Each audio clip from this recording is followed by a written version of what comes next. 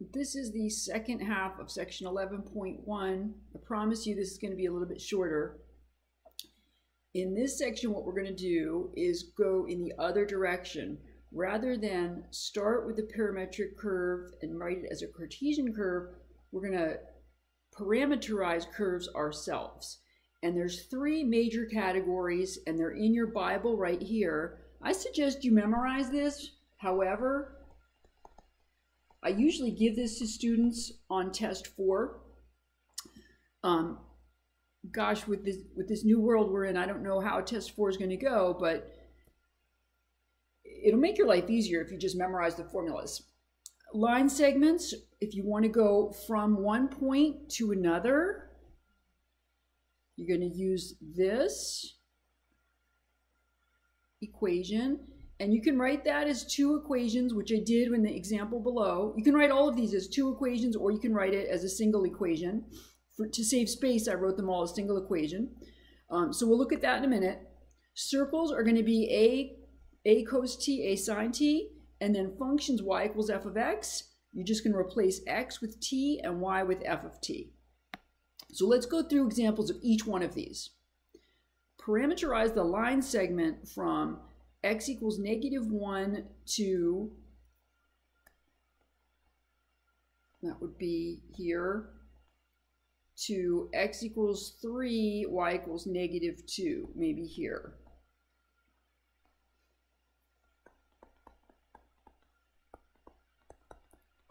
Okay, so I've put the Bible formula over here in red so that you can see it. And I wrote the single equation in the Bible as 2 equations, one for x, one for y. So x is, so this is my x naught, y naught. This is my x1, y1. So x is x naught, -1. I'm reading directly from this equation. X naught, which is -1, plus x1, which is 3, minus x naught's -1, so that'll be +1 times t. So that gives me, let's clean it up, x is -1 plus 4t. All right, and the y equation is going to be, just reading straight from the Bible, y naught, which is 2, and then plus y1, which is -2, minus y naught, which is 2 times t. So that gives me y is 2 minus 4t. And t has to go between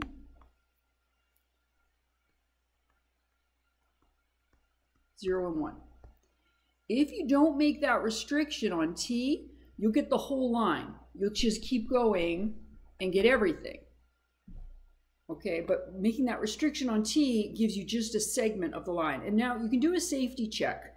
When t is 0, are you where you're supposed to be? Are you at -1, 2? Well, let's check. Put t equals 0 into these 2 equations, and sure enough, we get xy is -1, 2. When t equals 1, we're supposed to be at the second point. So when t equals 1, x is 3. That's good. That's where we want to be. And y is -2. So it worked. Pretty simple. And you could write that. Sorry, I'm writing too big, so I've run out of real estate. If you wanted to, you could also write your answer with one equation, x comma y is -1 plus 4t comma 2 minus 4t. Then end the parenthesis and state that t goes from 0 to 1.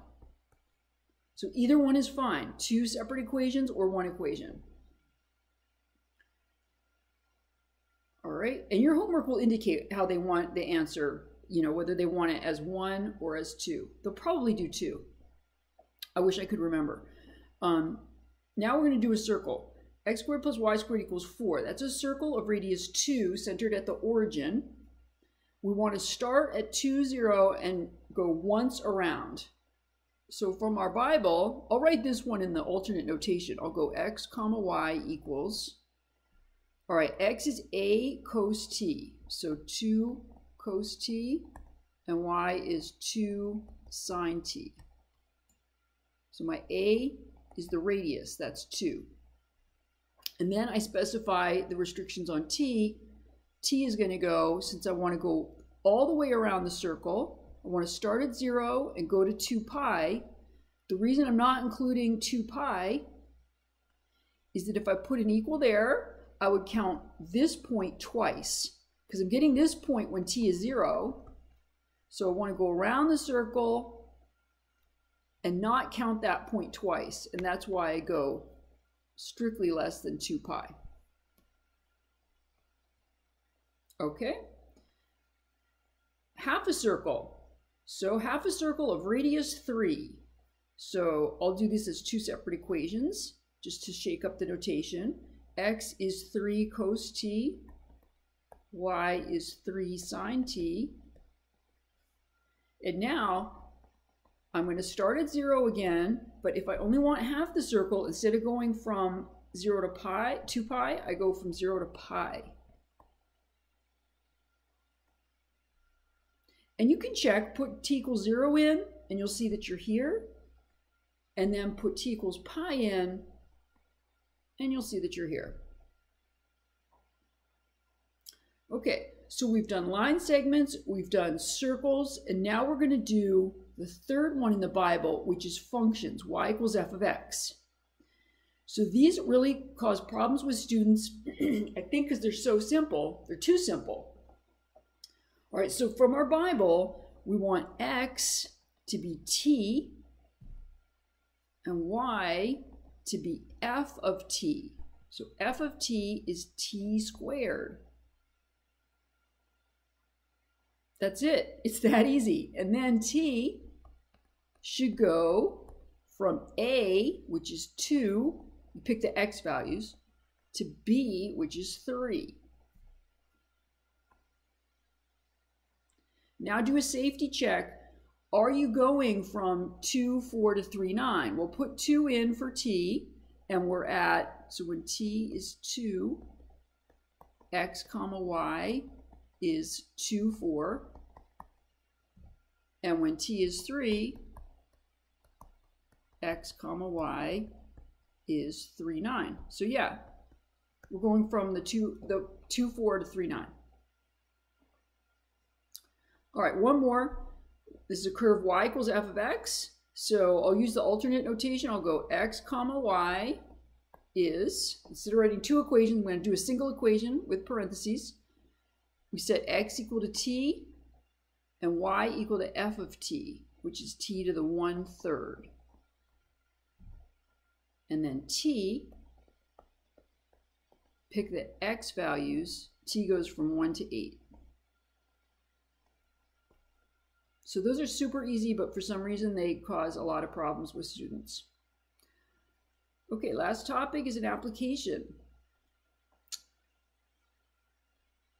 Find the point on the parabola, and the parabola is given parametrically. Okay, so x is 2t, y is 2t squared, and t goes from negative infinity to infinity, so that's the whole parabola. We want to find the point on that parabola closest to 4, 1, and the way we're going to do that, so here's a point on the parabola, here's the point 4, 1, we're going to minimize the distance squared. And the reason why we want to minimize the distance squared is that will get rid of the square root that we have in the distance formula. And minimizing the distance squared will also minimize the distance.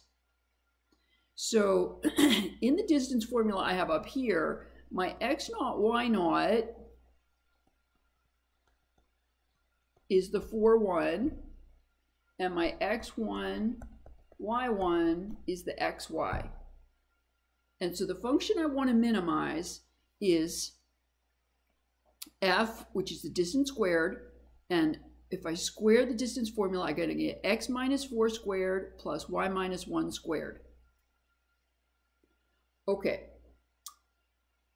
Since this is not third semester calculus, we don't know how to minimize a function of two variables. So we're going to have to write this as a function of one variable. And the way we do that is we replace x and y with 2t and 2t squared, respectively.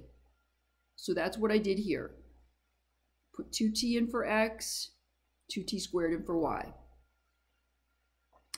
I could multiply that all out and clean it up, but I don't have to, because to minimize a function of one variable, you take the derivative, all right, you find the critical numbers and make a first derivative number line. So to take the derivative, I can just do the chain rule. I can leave it like it is, and I did that here. And you can pause the video and just make sure you understand what I did. I used the chain rule. And then I multiplied everything out and combined like terms. So I get f prime is 16t cubed minus 1. Now recall, a critical number for a function is a place where f prime of, let's say c, let's say c is a critical number. F prime of c is 0, or f prime of c does not exist. And so the critical numbers of this function, here we've got f prime equals 16t cubed minus 1. F prime of 1 is 0. So our critical number, and the only one, is t equal 1.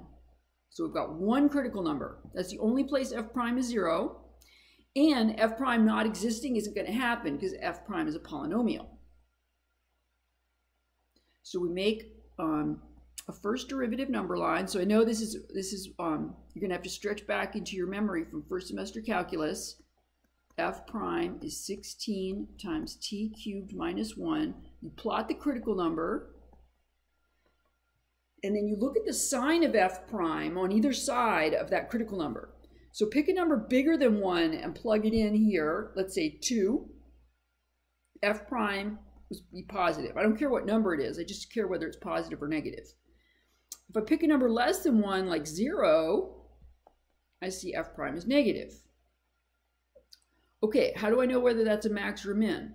Well, if f prime is negative, f is decreasing. And if f prime is positive, f is increasing. So I've got a min, a local min at t equal 1. That's good. I'm minimizing the distance. So I didn't want a local max, I wanted a local min. And so now we need to go back and read the problem more carefully. Find the point on the parabola. Okay, so saying t equal 1 would not be an appropriate answer because t equal 1 is not a point on the parabola.